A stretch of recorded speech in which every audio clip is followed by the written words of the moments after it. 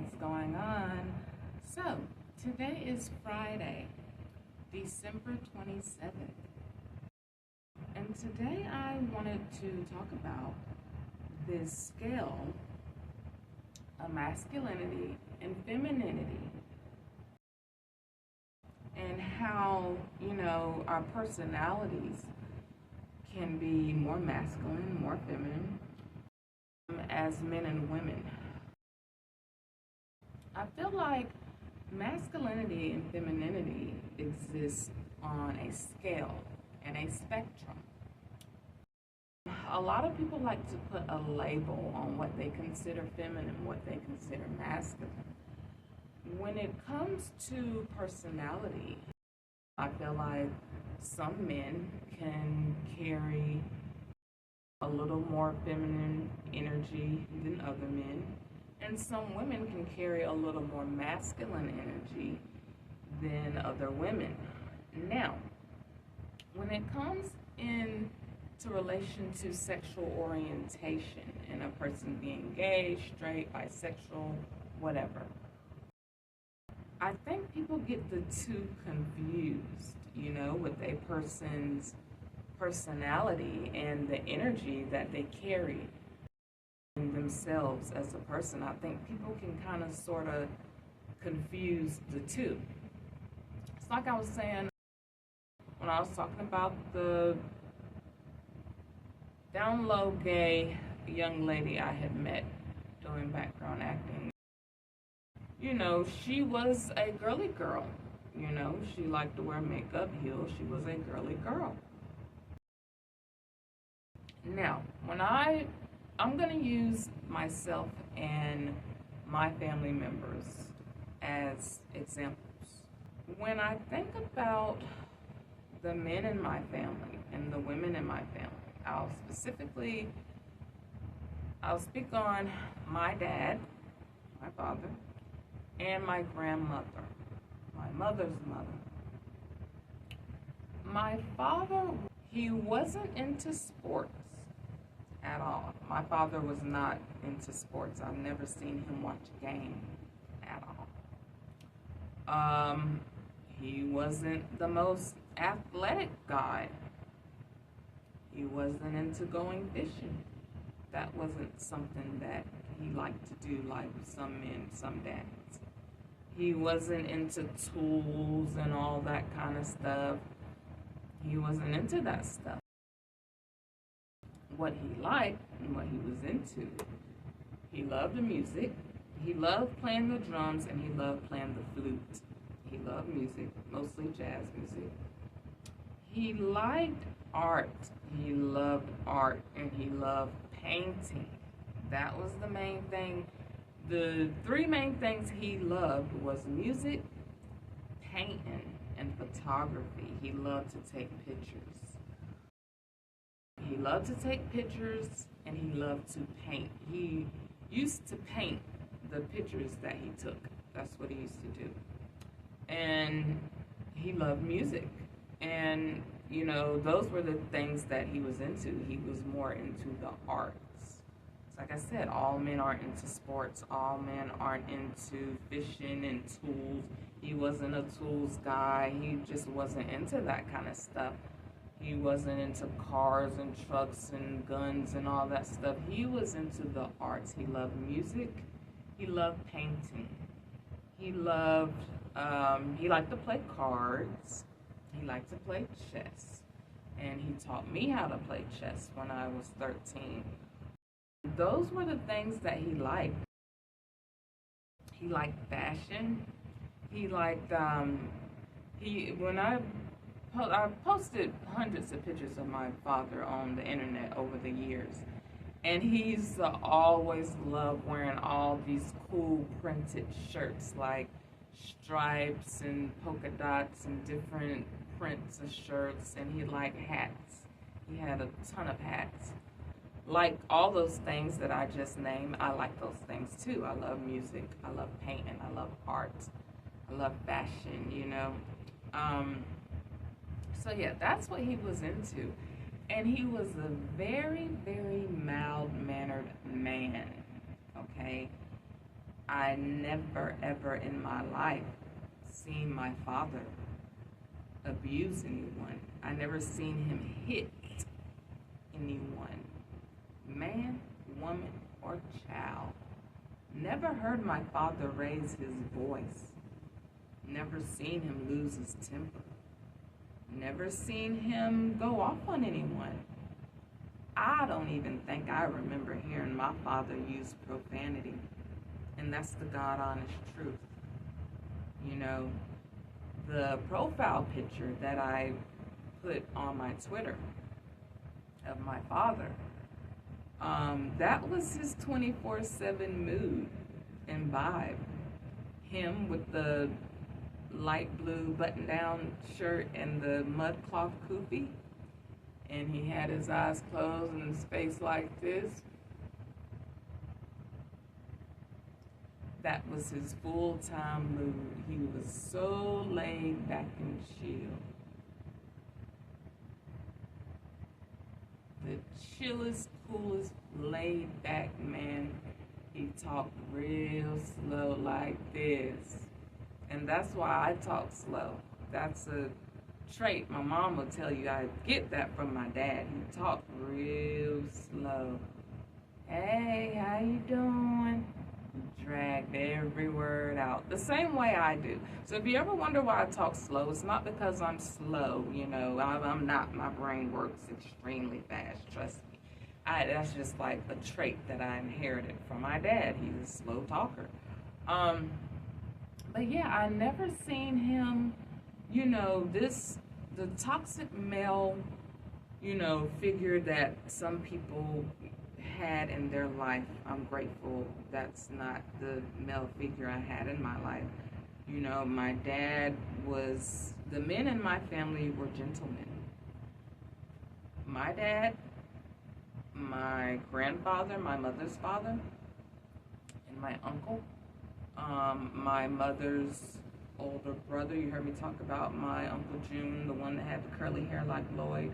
That was my grandfather's son, my mother's older brother. Those three men,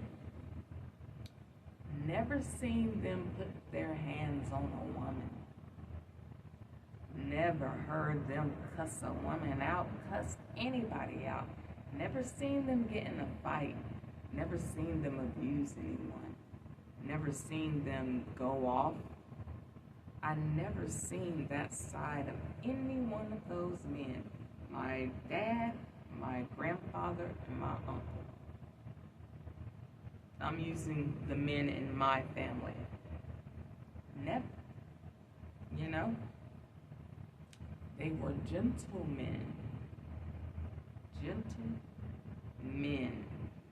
I come from a family of healthy male figures, and a lot of people can't say that, and a lot of black women can't say that. When I hear stories of what, you know, black women talk about things that happen in their family and with uncles and dads and granddads and, you know, with abuse and all kind of stuff, the male figures in my family were very great role models. They were very great men. I never seen my dad hit anyone. He never laid a finger on me or my mother. My father, uncle, grandfather, none of those three men ever laid a finger on me or touched me violently or inappropriately. And I know that is a very rare situation in the black community. And I know because I have female friends that tell me the stories of the abuse they witness, you know, their mom and grandmother and with themselves from uncles, dads, stepdads, granddads, you know. None of that ever happened to me. And that's something that I'm extremely grateful for. I'm grateful to even know my dad, you know, as a black person, because a lot of black people, you know, there is a percentage of us that didn't grow up with a father figure. But my dad was my best friend, and I loved him to death. And for those that are just now tuning in, who haven't been following me on social media 8, 10, 12 years ago. And I've told this before, my father made me when he was 54 years old. My father was 54 years old when I was born, okay? And that's why he's no longer with us, because if he was still alive, he would be in his 90s. He had me when he was really old man. So yeah, that was, when I think of masculinity, my dad was a gentleman. He was a gentle man. I never heard him raise his voice. Never. Never seen him hit anybody, man or woman. Never seen him go off. And that's how everyone on my dad's side is. Like, that's how everyone is. They're, including myself, we're very laid back, chill people. That was his mood, 24/7. That was his energy, But that's the thing, it's like, was he masculine or was he less masculine because he didn't like sports, And that's the thing in the black community, especially with black boys. I feel so sorry for young black boys and black boys in general. It's like, when does a black guy ever have the chance to be soft, to be sensitive, to be vulnerable, to express his feelings, without someone saying, oh, you're being a sissy boy, you're being gay, or you're, what I'm saying, toughen up, don't cry, you have to be rough. It's like, let people be who they are. And with women, especially single moms that have boys,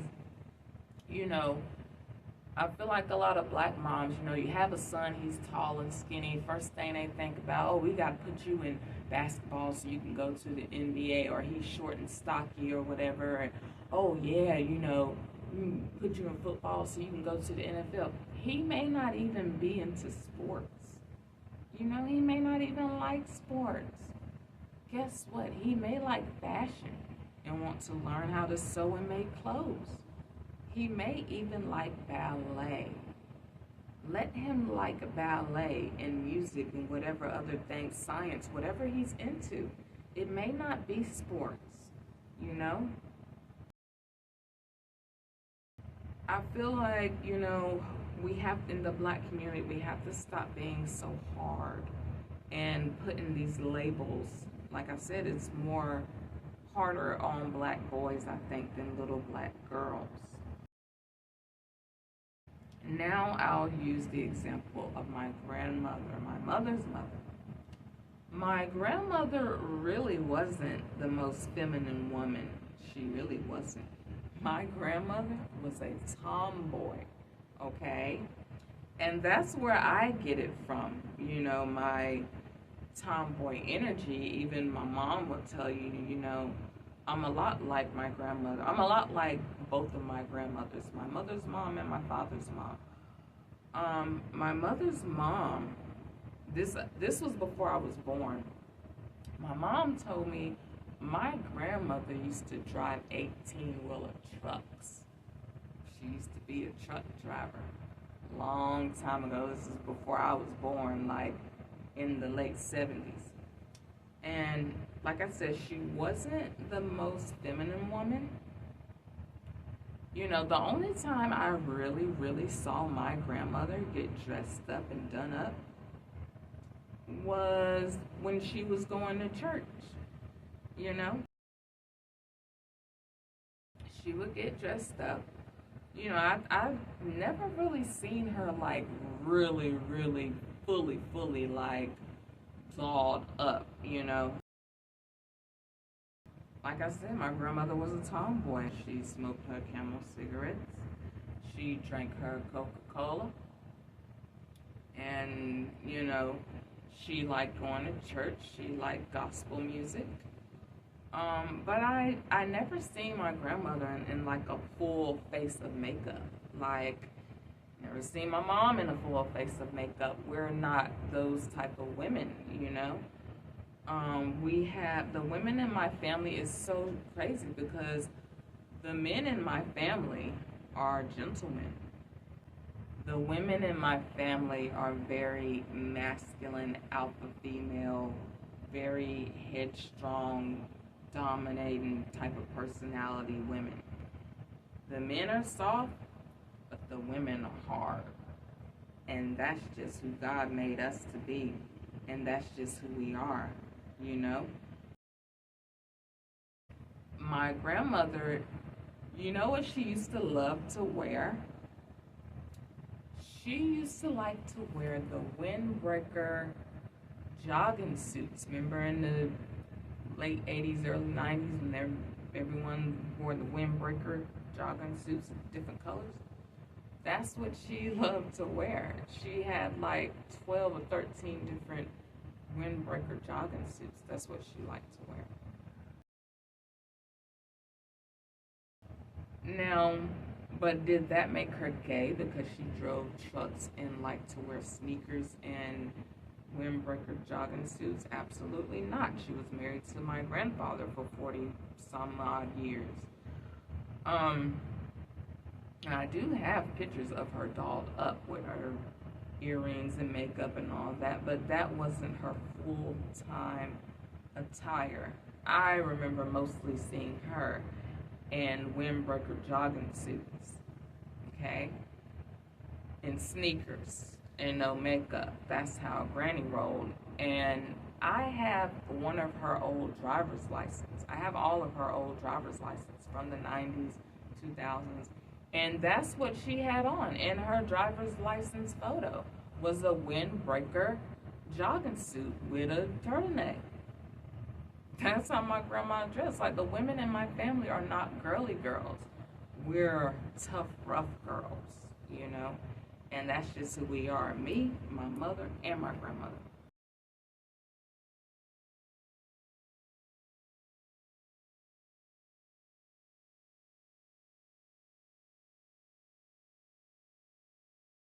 Okay, now I'll use myself. I'm not what a lot of people would consider the most feminine woman. I have a very strong personality. I'm a very dominating type of woman.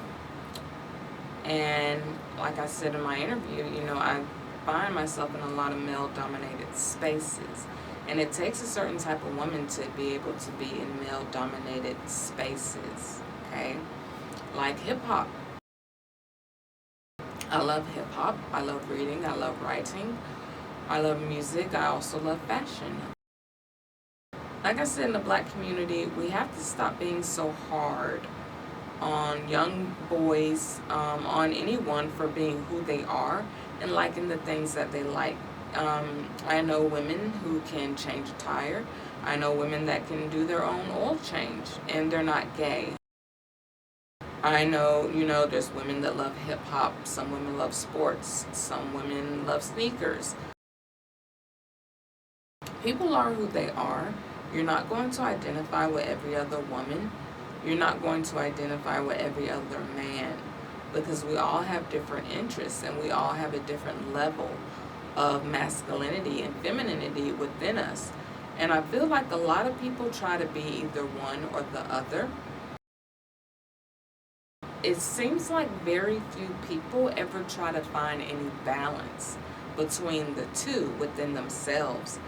And I think that's something that's, you know, healthy. Like I said, my father, he was very laid back and soft-spoken.